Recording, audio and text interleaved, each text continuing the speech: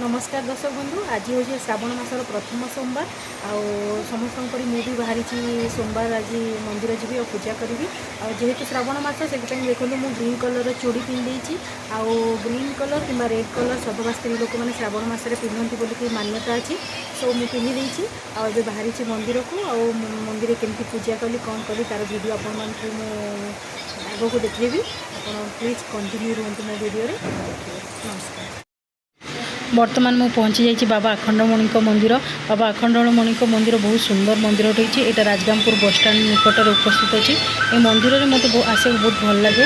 एठिकार नना भी बहुत भल पूजा पाठ करती।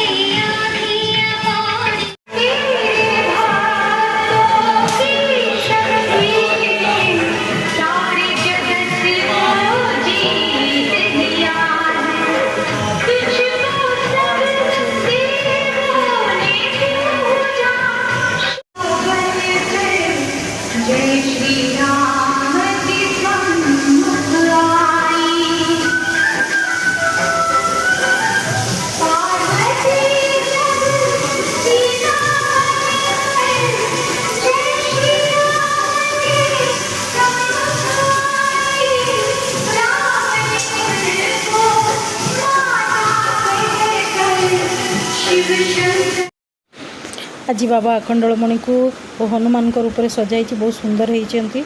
मो चैनल टी लाइक सब्सक्राइब कर दिंतु। धन्यवाद।